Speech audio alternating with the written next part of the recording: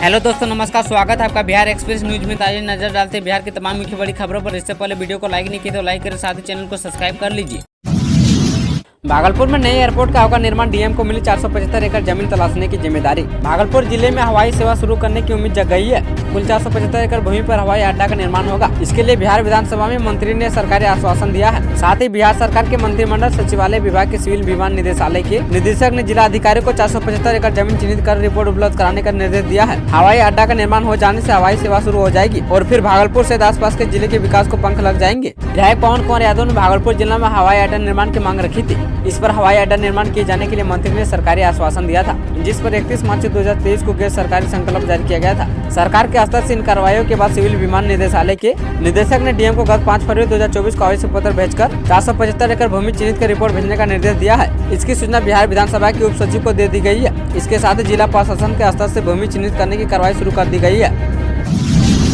बिहार की 6 राज्यसभा सीटों पर चुनाव के लिए अधिसूचना जारी। 27 फरवरी को होगी वोटिंग। अधिसूचना जारी होने के साथ बिहार की 6 राज्यसभा सीट पर चुनाव की प्रक्रिया शुरू हो गई है। इसके साथ ही गुरुवार से नामांकन लेने का काम भी शुरू हो गया है। इन 6 सीटों पर सांसदों का कार्यकाल अगले महीने समाप्त हो रहा है। इसी के साथ राज्यसभा के द्विवार्षिक चुनाव के लिए नामांकन की प्रक्रिया शुरू हो गई है। नामांकन पत्र दाखिल करने की प्रक्रिया 15 फरवरी को समाप्त हो जाएगी। राज्यसभा सीट के लिए मतदान 27 फरवरी को होगा। मतदान सुबह 9 बजे से शाम 4 बजे तक होगा, जबकि मतगणना उसी दिन शाम 5 बजे से होगी। लोकसभा चुनाव से पहले होने वाला राज्यसभा चुनाव भी दिलचस्प हो गया है। बिहार में भाजपा के प्रदेश अध्यक्ष और उप मुख्यमंत्री सम्राट चौधरी ने स्पष्ट कर दिया है कि उनकी पार्टी अपने बेहतर संख्या बल को देखते हुए इस बार 2 उम्मीदवार मैदान में उतारेगी, जबकि सहयोगी जदयू की 1 सीट जीतने में मदद करेगी। वर्ष 2018 के पिछले द्विवार्षिक चुनाव में तत्कालीन वरिष्ठ भागीदार जदयू को 2 सीट मिली थी।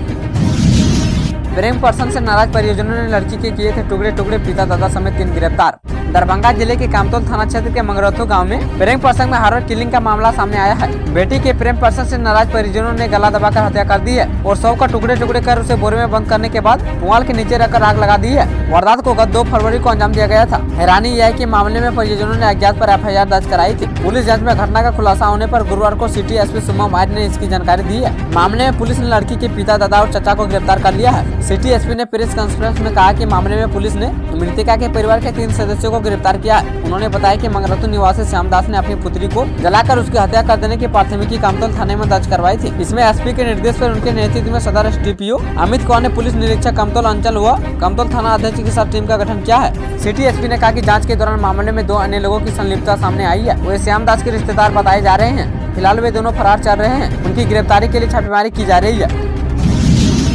प्रसव पीड़ा के बाद इंटर की परीक्षार्थी ने दिया बच्ची को जन्म। बेगूसराय के बलिया के उच्च विद्यालय सदानंदपुर परीक्षा केंद्र पर दूसरे पाली की कला संकाय की परीक्षा चल रही थी। इसी दौरान एक परीक्षार्थी के प्रसव पीड़ा होने की सूचना शिक्षक द्वारा केंद्र अध्यक्ष को दी गई। सूचना मिलते ही केंद्र पर अफरा तफरी मच गई। केंद्र अध्यक्ष ने इसकी सूचना केंद्र पर तैनात मजिस्ट्रेट एवं वरीय अधिकारियों के साथ अनुमंडल अस्पताल को दे दी है। सूचना मिलते एम्बुलेंस पहुंची एवं पीड़िता को उठाकर अस्पताल लाया गया, जहाँ छात्रा ने एक बच्ची को जन्म दिया है। 12 फरवरी को फिर होगा बड़ा खेल। सियासी हलचल के बीच आरजेडी ने खोल दिया अंदर की बात। प्रदेश की एनडीए सरकार का 12 फरवरी को बिहार विधानसभा में शक्ति परीक्षण होना है। इसके पहले बिहार में राजनीतिक बयानबाजी और आरोप का दौर जारी है। पूर्व उप मुख्यमंत्री तेजस्वी यादव पहले ही कह चुके हैं कि खेला होगा। उनकी इस बयान के बाद से विधायकों की खरीद की आशंका भी जताई जा रही है। इन्हीं दावों के बीच गुरुवार को जदयू ने विधायकों को प्रलोभन दिए जाने के आरोप लगाए हैं। जदयू के वरिष्ठ नेता और मंत्री श्रवण कुमार ने ये आरोप लगाए हैं। जदयू के इस आरोप के बाद बिना विलंब किए राष्ट्रीय जनता दल ने पलटवार किया है। राजद के मुख्य प्रवक्ता शक्ति सिंह ने कहा कि राजद लालू यादव की पार्टी है जो किसी से डरती नहीं है, इसलिए हमें बंदर घुड़की देने की कोशिश न की जाए। किसका पैजामा कितना लंबा है राजद इसे बढ़िया से जानता है। पूरी दुनिया जानती है कि राजद के विधायक को तोड़ने के लिए जदयू और भाजपा ने क्या साजिशें रची है। तोड़ना और खरीदना भाजपा जदयू की पुरानी परंपरा है। राजद जोड़ना जानता है, तोड़ना नहीं। उन्होंने जदयू पर निशाना साधते हुए कहा कि उल्टा चोर कोतवाल को डांटे। जिन्हें खुद तोड़ने में महारत हासिल है वो हमारी पार्टी पर इल्जाम लगा रहे हैं। उन्होंने कहा कि जितनी जांच एजेंसियां कर रही है वह खुद से जांच कर रही है। कौन है इसके पीछे ये सबको पता है। पटना के बाद भागलपुर में इनकम टैक्स का छापा नोट गिनने के लिए मंगवाई गई मशीन।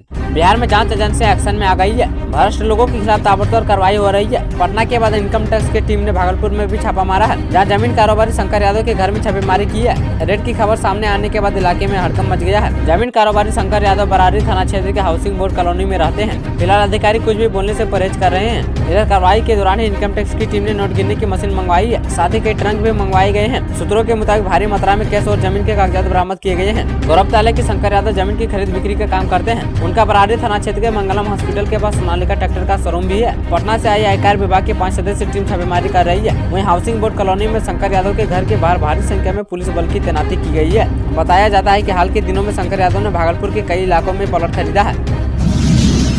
मरीजों की किडनी और लीवर से खिलवाड़, सरकारी अस्पताल में बिना जांच के दी जा रही है दवाएं। अस्पतालों में मरीजों को बीमारी के हिसाब से इलाज में लापरवाही हो रही है। बीमारी का वास्तविक कारण जानने के लिए आवश्यक जांच कराए बिना ही दवा लिखी जा रही है। सामान्य बीमारी में भी जरूरत से अधिक दवाएं लिखी जा रही है। कुछ मामलों में आधी अधूरी दवा चिकित्सक लिख दे रहे हैं। नवजात शिशु के इलाज में भी अनदेखी हो रही है। कई जगह बीमार नवजात बच्चों का वजन नहीं कराने के साथ ही शरीर का तापमान भी नहीं मापा जा रहा है। भव्या ऐप पर मरीजों के अपलोड पूर्जा की जाँच में इस तरह की कई लापरवाही सामने आई है। अब स्वास्थ्य विभाग ऐसे लापरवाह चिकित्सकों को चिन्हित कर कार्रवाई करेगा। इन चिकित्सकों को पहले नोटिस दी जाएगी और संतोषजनक उत्तर नहीं मिलने पर नियमानुसार निलंबन की कार्रवाई होगी। मुजफ्फरपुर, नालंदा, सिवान, गोपालगंज के सभी सरकारी अस्पतालों के मरीजों का पुर्जा मुख्यमंत्री डिजिटल हेल्थ योजना के तहत भव्या सॉफ्टवेयर पर अपलोड किया जा रहा है। डिजिटल लेन देन करते हुए खबर जानना जरूरी है। पेटीएम पेमेंट बैंक पर पाबंदी के बाद बड़ी सतर्कता। भारतीय रिजर्व बैंक द्वारा पेटीएम पेमेंट बैंक पर पाबंदी ने शहर के व्यापारियों, कारोबारियों और आम जनता को सतर्क कर दिया है। पेमेंट बैंक पर पाबंदी का असर कंपनी की यूपीआई ऐप पर भी पड़ने लगा है। उपभोक्ता व कारोबारी डिजिटल ऐप के माध्यम से लेन देन को लेकर सावधान हो गए हैं। Confederation of all India traders की बिहार इकाई के प्रदेश अध्यक्ष अशोक कुमार वर्मा व महासचिव दुर्गा प्रसाद गुप्ता ने बैंक व ऐप के उपयोग करने वाले व्यापारियों को सावधानी बरतने व अन्य पेमेंट ऐप पर शिफ्ट होने की सलाह दी है। अब कौन सुनेगा? नियोजित शिक्षकों का दर्ज के पाठक के विभाग का नया फरमान जारी। नियोजित शिक्षकों से संबंधित किसी भी तरह के मामलों की सुनवाई करने और उसके निष्पादन करने के लिए गठित जिला और राज्य अपील पदाधिकारी अब बंद किए जाएंगे। इन पदाधिकारियों को किसी भी तरह के नए मामले नहीं लेने का निर्देश शिक्षा विभाग की ओर से जारी किया गया है। साथ ही विभाग ने यह भी साफ किया कि जो भी मामले पूर्व से चल रहे उन सभी का निपटारा हर हाल में जून 2024 तक कर दें। मालूम हो कि जिलों में पदाधिकारी 1 दशक से अधिक समय से कार्यरत हैं। इस संबंध में विभाग के पदाधिकारी बताते हैं कि नियोजित शिक्षकों को लेकर इन पदाधिकारियों का गठन किया गया था। अब सभी नियोजित शिक्षकों को राजकर्मी का दर्जा दिया जा रहा है। साक्षरता परीक्षा उत्तीर्ण होने के बाद सभी नियोजित शिक्षकों को राज्य सरकार के कर्मियों को मिलने वाली सुविधाएं मिलेंगी। इन्हें विशिष्ट शिक्षक के रूप में जाना जाएगा। विशिष्ट शिक्षकों को लेकर अलग से नियमावली भी गठित की जा चुकी है। इसको देखते हुए पूर्व से गठित अपील पदाधिकारी को बंद करने की कवायद शुरू की गई है। शिक्षा विभाग की ओर से पदाधिकारी में चल रही सुनवाई की स्थिति की निरंतर निगरानी हो रही है। साथ ही निष्पादन मामलों की रिपोर्ट ली जा रही है। नाजिर बना बिहार का एक और मॉडल। इसरो चिप देखने आ रहे पटना देश भर में लागू करने की तैयारी। बिहार के मौसम पूर्वानुमान मॉडल को पूरा देश अपनाएगा।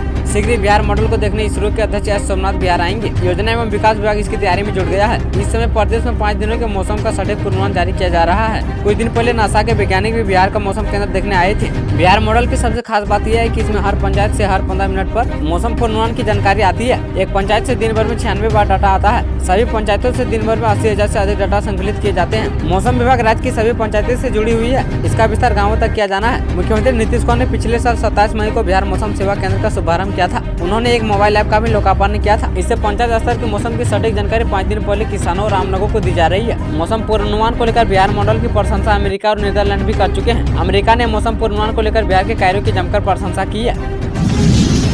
बिहार मैट्रिक परीक्षा में जूता मोजा पहनकर आने पर रोक। परीक्षा केंद्र में 30 मिनट पहले होगा प्रवेश। मैट्रिक की परीक्षा 15 से 23 फरवरी तक होगी। परीक्षार्थियों की इसमें जूता मोजा पहनकर जाने पर रोक रहेगी। बिहार विद्यालय समिति ने जिला अधिकारी, कार्यक्रम पदाधिकारी एवं जिला शिक्षा पदाधिकारी को पत्र भेज दिया है। बोर्ड ने कहा है कि पहली पाली की परीक्षा 9:30 बजे से शुरू हो जाएगी। 9 बजे तक ही केंद्र में प्रवेश दिया जाएगा। दूसरी पाली की परीक्षा 2 बजे से शुरू होगी। इसके लिए प्रवेश का समय 1:30 तक होगा। केंद्र का गेट परीक्षा शुरू होने के 1 घंटा पहले ही खोल देना होगा। इस बार मैट्रिक परीक्षा में करीब 16 लाख परीक्षार्थी शामिल होंगे। रोल कोड, विषय और परिवार परीक्षार्थियों की सूची जिलों में भेज दी गई है। डाटायुक्त उत्तर पुस्तिका और मार्कशीट उपलब्ध करा दिए गए हैं। परीक्षार्थियों की बढ़ती संख्या के अनुपात में जिला मुख्यालय और अनुमंडलों में परीक्षा भवनों की कमी को देखते हुए मैट्रिक परीक्षा 2 शिफ्टों में संचालित होगी।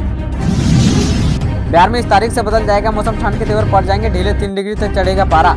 पटना सहित प्रदेश में 11 फरवरी से हवा के रूप में बदलाव आने के आसार हैं। पूर्वा हवा चलने से अधिकतम और न्यूनतम तापमान में 2 से 3 डिग्री सेल्सियस तक बढ़ोतरी होगी। इससे लोगों को ठंड से राहत मिलेगी। वहीं शुक्रवार से पछुआ की रफ्तार थम गई है और अगले 2-3 दिनों तक न्यूनतम तापमान में गिरावट दर्ज की जाएगी। इस कारण सुबह और शाम लोगों को ठंड का एहसास होगा। रविवार से पूर्वा हवा के प्रभाव से तापमान में बढ़ोतरी होने लगेगी। पटना के अधिकतम और न्यूनतम तापमान में गिरावट हुई है। यहाँ के न्यूनतम तापमान में 0.8 और अधिकतम तापमान में 1.2 डिग्री सेल्सियस की गिरावट आई है। पटना का न्यूनतम पारा 10.8 डिग्री रिकॉर्ड किया गया है और न्यूनतम तापमान 22.6 डिग्री दर्ज किया गया है। तापमान में कमी आने के कारण सुबह और शाम के समय लोगों को ठंड का एहसास हो रहा था। दिल्ली से लौटे नीतीश कुमार फ्लोर टेस्ट के सवाल पर बोले चिंता मत कीजिए, सब ठीक है। बिहार के मुख्यमंत्री नीतीश कुमार गुरुवार को दिल्ली में जदयू कार्यालय पहुंचे थे। उनके यहाँ पहुंचने के बाद कार्यकर्ताओं में गजब का जोश देखने को मिला था। कार्यकर्ता नीतीश कुमार जिंदाबाद के नारे लगाने लगे। इससे पहले नीतीश कुमार ने दिल्ली में लाल कृष्ण आडवाणी से मुलाकात की और उनको भारत रत्न मिलने पर बधाई दी। हवाई अड्डा परिसर में पत्रकारों से बातचीत के क्रम में मुख्यमंत्री से जब विधानसभा में एनडीए सरकार द्वारा बहुमत साबित करने के बारे में पूछा गया तो उन्होंने कहा कि चिंता मत कीजिए, सब ठीक है। पूर्व मंत्री संजय झावे मुख्यमंत्री के साथ दिल्ली से वापस लौटे। मुख्यमंत्री से जब एनडीए के प्रदेश सरकार के विशेष रूप से पूछा गया तो उन्होंने पुनः जोर देकर कहा कि चिंता मत कीजिए, वर्ष 2005 से हम तो लगातार विकास की बात कर रहे हैं, इस बारे में कोई परेशानी नहीं है। दिल्ली वापसी के पूर्व मुख्यमंत्री ने दिल्ली स्थित जदयू के राष्ट्रीय कार्यालय में अपने पार्टी सांसदों के साथ बैठक भी की है। मुख्यमंत्री ने सांसदों को चुनाव को ध्यान में रखकर अपने क्षेत्र में सक्रिय रहने को कहा है। वैसे सीट शेयरिंग को लेकर कोई चर्चा नहीं हुई है।